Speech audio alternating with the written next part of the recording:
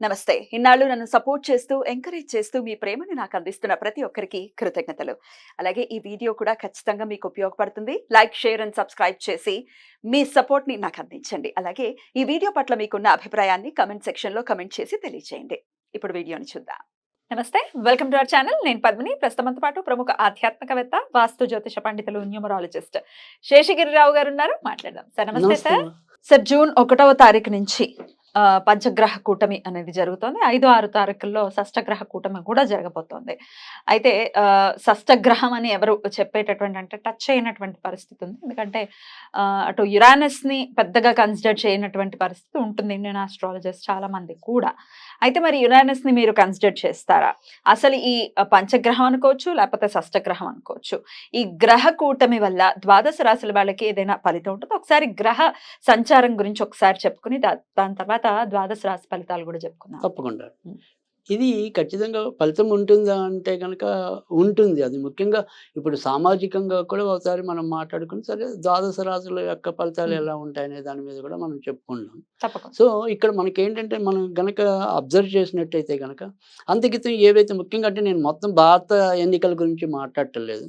So, మన వరకు మనకి తెలుగు రాష్ట్రాలు ముఖ్యం కాబట్టి ఈ తెలుగు రాష్ట్రాల మీదే ఎక్కువ అందరికీ కూడా ఆసక్తి ఎక్కువ ఉంటుంది కాబట్టి సో దాన్ని బట్టి చూసినప్పుడు ఇక్కడ ఈ గ్రహస్థితి ఏదైతే ఉంటుందో అక్కడ అంతకితం జరిగినది ఏంటంటే మనకి ఏప్రిల్ 13 అనేది అక్కడ కూడా సంఖ్యాశాస్త్రం ప్రకారం 4 వచ్చింది.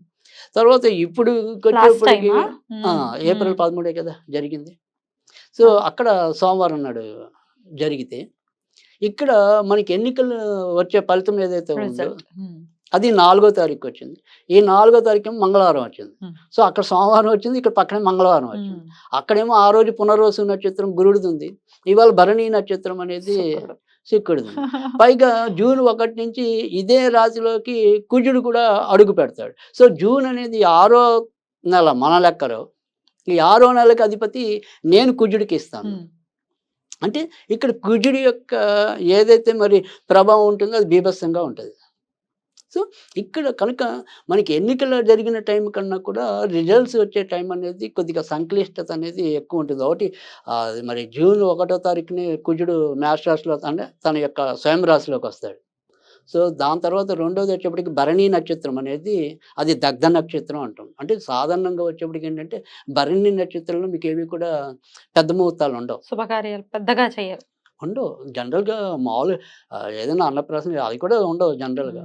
అన్నీ నార్మల్ ముహూర్త ఏదైనా ఉంటాయి తప్ప అసలు భరణిలో ఎవరు కూడా సాధ్యమైనంత వరకు ముహూర్తాలు ఏం పెట్టం. ఎందుకంటే అది దగ్ధ నక్షత్రం అంటాం దాన్ని. పైగా భరణి నక్షత్రానికి అధిపతి మరి యముడు కదా! యముడు. సో అందుకని భరణిలో మీకు అందుకే మాలయ పక్షుల్లో భరణిది చాలా ఇంపార్టెంట్ ఉంటుంది అది. సో అందుకని అది భరణి నక్షత్రం రావటం అనేది. తర్వాత రెండోది వచ్చేప్పటికి మంగళవారం మరీ ఆయన శక్తి ఇంకా పెరగడం. సో మంగళవారం వస్తుంది. కనుక ఇక్కడ ఏంటంటే నేను చెప్పేది ఏంటంటే సాధ్యమైనంత వరకు సమాజంలో ఏదైతే ఇవాళ మనం అందరం కూడా ఈ బెట్టింగ్లు అనుకోండి, జోదాలు అనుకోండి, ఇలాంటి వాటన్నిటికీ కూడా మనం కొంత ఏమంటాం ఆకర్షితులు అవుతున్నాం. తద్వారా కూడా మనం ఇబ్బంది పడుతున్నాం. ఇక్కడ ఖచ్చితంగా మీకు అన్ఎక్స్‌పెక్టెడ్ రిజల్ట్స్ అనేది 4వ తారీఖు చాలా ఎక్కువ ఉంటాయి, వస్తాయి. అందరం ఒకటి అనుకుంటే ఏదో జరుగుతుంది. సో అది మనకి అంతక్రితం వరల్డ్ కప్‌లో జరిగినట్టుగా అంతదాకా బ్రహ్మాండంగా వచ్చి చివరిలో ఏదో చేశారు అన్నట్టుగా ఇక్కడ ఎలక్షన్స్ కూడా అలాగే అయింది last time Telangana elections. Telangana కూడా మరి అలాగే చాలా మంది మరి ఇబ్బంది పడ్డారు. ఇప్పుడు కూడా అందుకని సాధ్యమైనంత వరకు కూడా నేను అందరికీ చెప్పే సూచన ఏంటంటే సాధ్యమైనంత వరకు బెట్టింగ్ల జోలికి వెళ్ళకండి. సో అది నా హృదయపూర్వక వినమ్రం ఇస్తున్న సూచన. ఎందుకంటే ఇది గ్యారంటీగా ఈయన ఇన్ని ఓట్లతో గెలుస్తాడు అనుకున్నది అసలు పూర్తిగా ఇబ్బంది పడవచ్చు. ఎవరైతే ఏమాత్రం ఓపు లేదో వాడు ఉన్నట్టుండి హీరో అయిపోవచ్చు. సో అలాంటి అన్ఎక్స్‌పెక్టెడ్ రిజల్ట్స్ అనేది ఒకటి ఉన్నది. తర్వాత రెండోది ఏంటంటే ఈ రిజల్ట్స్ ఏవైనా కూడా సాధ్యమైనంత వరకు కూడా అందరూ కూడా దాన్ని స్పోర్టివ్‌గా తీసుకోమని నేను చెప్తాను. ఎందుకంటే ఇక్కడ స్పోర్టివ్‌గా ఎందుకు తీసుకోమంటున్నానంటే ఖచ్చితంగా అప్పుడు ఎన్నికలైన దానికన్నా అంటే సజావుగా అయ్యాయి ఎక్కువ శాతం. మరీ ఎక్కువ ఇబ్బందులు పడలా. కానీ ఇక్కడ మటుకు ఖచ్చితంగా కొంత ఉద్వేగపూరితమైన రిజల్ట్స్ వచ్చిన రోజు అలాంటి సన్నివేశాలు ఉంటాయి. అలాగే లేదు అంటే ఇందాక మనం చెప్పుకున్నట్టు ఏంటంటే ఈ భావోద్వేగానికి లోనై ఏదైనా సరే ఆకస్మికంగా అనారోగ్యం బారిన పడవచ్చు. ఇట్లాంటివి ఉంటాయి. అది ఇప్పుడు గుండె జబ్బులు అనుకోండి, రక్తపోటు అధికంగా ఉండటం అనుకోండి. సో ఇలాంటివి మరి ఒక్కోసారి అవి మనకి మృత్యుకి హేతు అవుతాయి కదా. డెఫినెట్లీ. సో అందుకని ఎవరైనా కొద్దిగా సంయమనంగానే ఉండమంటున్నాను. దాని ముందున మీరు కొద్దిగా టేక్ ఇట్ ఈజీ అనుకోండి. రైట్. సో గెలుపు ఓటములు దైవాధీనాలు సర్వసాధారణం కూడా. అనుకోవటమే. సో అందుకని ఎవరి మీద విపరీతమైన ఆశ పెట్టుకోవచ్చు, నిరాశ పెట్టుకోవచ్చు. జరిగేది ఎలాగో జరుగుతుంది. సో ఎవడున్నా మనది ఆదుకునేవాడు అయితే తక్కువే. అవును. సో అది అది తర్వాత ఎలాగో అర్థమవుతుంది. Right. సో ప్రతి ఒక్కరి మీద మనం ఒక నమ్మకం పెట్టుకుని ఓటేయటం అనేది ఉంటుంది. వీళ్ళు మనకి ఇలా చేస్తారు, వాళ్ళు అలా చేస్తారని. సో కానీ అవి ఎప్పుడు కూడా ముఖ్యంగా మధ్యతరగతి వాళ్ళ మీద అయితే కూడా ఎవరు మేలు చేసేది కూడా చాలా తక్కువ ఉంటుంది. రైట్. రైట్. సో దేశ కాలమాన పరిస్థితి ఇలా ఉంటుంది. ఈ గ్రహ కూటమి కూడా అది ఇదే చతుర్థ గ్రహ కూటమి. అందుకే నేను చెప్పి ఇక్కడ ఈ చతుర్థ గ్రహ కూటమి కూడా మనకి ఏమవుతుంది, ఇప్పుడు ఏదైతే ఇది ఉంటుందో సాధారణంగా ఇక్కడ ఇది వృషభంలోనే ఇంచుమించుగా మనకి సూర్యోదయం అనేది ఉంటుంది. అప్పుడు మేషంలోనే సూర్యోదయం ఉంది. ఇప్పుడు వృషభంలో అంటే ఇప్పుడు అప్పుడు గురుడు ఆధిపత్యం వేస్తే ఇప్పుడు శుక్రుడు ఆధిపత్యం. మొత్తానికైతే ఇప్పుడు రాక్షసు గురువు ఆధిపత్యం కూడా ఎక్కువ. సో అందుకని రాక్షసులు బలవంతులు అవుతారు. ఓకే. సో ఇట్లా ఉంటుంది పరిస్థితులు. అయితే ద్వాదశ రాశుల వాళ్ళకి వాళ్ళ పర్సనల్ లైఫ్ లో కూడా ఏమైనా ఇంపాక్ట్ చూపిస్తుందా? తప్పకుండా ఉంది. నవమ స్థానంలో జరగబోతుంది గ్రహ కూటమి కన్యా రాశి వారికి. నవమం అంటే చాలా ఆస్పీషియస్ ప్లేస్ గా చెప్తూ ఉంటారు శాస్త్రపరంగా. మరి ఎలా ఉండబోతుందండి కన్యా రాశి వారికి ఈ సమయం? సో నవమ స్థానంలోకి వచ్చేప్పటికి ఏంటంటే ఇక్కడ మనకి అష్టమ స్థానంలో కుజుడు కూడా మరి జూన్ 1 నుంచి వస్తాడు. తర్వాత రవికి పూర్తిగా నవమ స్థానం అనేది పూర్తి స్థాయి మంచి కాదు.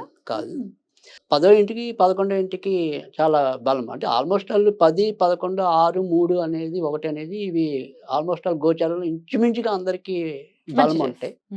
సో ఇక్కడ వచ్చేప్పటికి ఏంటంటే కన్యా రాశి వరకు వచ్చేప్పటికి ఏంటంటే గురు శుక్రులు ఇద్దరు కూడా కొంతవరకు మేలు చేసే స్థితిలో ఉన్నారు, రవి మినాయిస్తే. సరే రవి అలాగూ వాళ్ళకి వ్యయాధిపతి కాబట్టి సో అది మరి భాగ్యస్థానంలో ఉన్నారు కాబట్టి ఖచ్చితంగా కన్యా రాశిలో ఉండి తండ్రి గారు ఎవరైతే ఉంటారో తండ్రి గారి ఆరోగ్య విషయంలో ఖచ్చితంగా జాగ్రత్త పడాలి. సో ముఖ్యంగా ఈ తండ్రికి ఉండే దీర్ఘకాలిక వ్యాధులు ఏదైనా ఉంటే ఒక్కోసారి అవి ప్రమాదానికి దారితీసే పరిస్థితులు కూడా ఉంటాయి కనుక ఏదైనప్పటికీ కూడా నాన్నగారు లేదా నాన్న వైపు బంధువులు కొంతవరకు, అటువైపు వాళ్ళతో మటుకు కొంత ఇబ్బందులు ఉంటాయి. ఇంకా అష్టమంలో కుజుడు ఉన్నాడు కాబట్టి వీరు వ్యక్తిగతంగా బళ్ళు అవి నడిపేప్పుడు కూడా కొంతవరకు జాగ్రత్త ఉంటారు. ఇంకా వ్యాపారాలు ఉద్యోగాలు అంటే కన్యా రాశిలోకి ఏంటంటే ముఖ్యంగా వ్యాపారస్తులు కూడా ఎక్కువే ఉండటం అనేది ఉంటుంది. ఎందుకంటే కన్యకి అధిపతి బుధుడు అవుతాం కాబట్టి ఖచ్చితంగా ఎంతో కొంత వ్యాపార కారకమైన మైండ్ అనేది వీళ్ళకు ఉండటం అనేది ఉంటుంది. కనుక ఈ వ్యాపారాలు అనేవి కూడా ఒకే పద్ధతిలో వెళ్ళే అవకాశం లేదు. సో జూన్ 14 దాటిన తర్వాత నుంచి క్రమంగా ఎప్పుడైతే వీళ్ళంతా మిథునానికి వస్తారో రాజస్థానం అది 10వ ఇంటికి వస్తారు కదా, అప్పటి నుంచి వీళ్ళకి ఇంకా చాలా ఎక్కువ మంచి ఫలితాలు రావటం అనేది ఉంటుంది. సో జూన్లో మొదటి అర్ధ భాగం మాత్రం మిశ్రమంగా ఉంటుంది. తర్వాత నుంచి జూన్ 15 నుంచి జూన్ 30 వరకు ఇంకా చాలా బాగుంటుంది ఖచ్చితంగా. ఎందుకంటే జూన్ 31నే శుక్రుడు అదే జూన్ 30న శుక్రుడు మనకి దాంట్లోకి వస్తాడు మిథునంలో. అప్పుడు ఇంకా బాగుంటుంది. సో ఖచ్చితంగా ఏదైనప్పటికీ కూడా మొదటి అర్ధ భాగం కొంతవరకు సంయమనంతో వెళ్ళటం అనేది మంచిది. ఇంకా ఆ తర్వాత నుంచి నిరభ్యంతరంగా వాళ్ళు కూడా భయపడకుండానే ముందుకెళ్ళిపోవడానికి అయితే ఆస్కారం అయితే ఎక్కువ ఉంటుంది. అయితే ఈ నెలలో వీళ్ళంతా కూడా పూజించవలసింది ఏంటంటే సాధ్యమంత వరకు కూడా వెంకటేశ్వర స్వామికి సంబంధించిన పూజలు చేసుకోవటం. ఎందుకంటే అటు కుజుడిని కంట్రోల్ చేసుకోవాలన్నా, ఇటు వచ్చేప్పటికి రవిని కంట్రోల్ చేసుకోవాలన్నా వెంకటేశ్వర స్వామికి సంబంధించిన పూజలు చేసుకోవటం అనేది ఉత్తమం. కనుక ఏదైనా సరే శనివారం పూట వెంకటేశ్వర స్వామి గుడికి వెళ్తూ ఉండటం అనేది కూడా కొంతవరకు మంచి ఫలితం అనేది ఉంటుంది. ఇంకా ఏదైనా సరే నిత్యం ఇంట్లో ఏదైనా చదువుకోవాలి అనుకుంటే కనుక ఓం పురుషోత్తమాయ నమః, ఓం పురుషోత్తమాయ నమః అనేది కనుక నిత్యం చదువుకుంటూ ఉంటే కనుక ఎంతో కొంత మంచి జరగడానికి కూడా ఆస్కారం ఎక్కువ ఉంటుంది. బ్యూటిఫుల్ అండి. మిశ్రమ ఫలితాలు ఇవ్వబోతోంది కన్యా రాశి వారికి జూన్ మాసం కాబట్టి చెప్పినటువంటి విషయాల్లో జాగ్రత్తలు తీసుకుంటూ చాలా ప్రశాంతవంతంగా ఈ మాసం అంతా కూడా కన్యా రాశి వాళ్ళకి వెళ్ళాలని మనస్ఫూర్తిగా కోరుకుంటూ ఇక నెక్స్ట్ ఎపిసోడ్ లో తులా రాశి గురించి మాట్లాడుకుందాం. నమస్కారం అండి.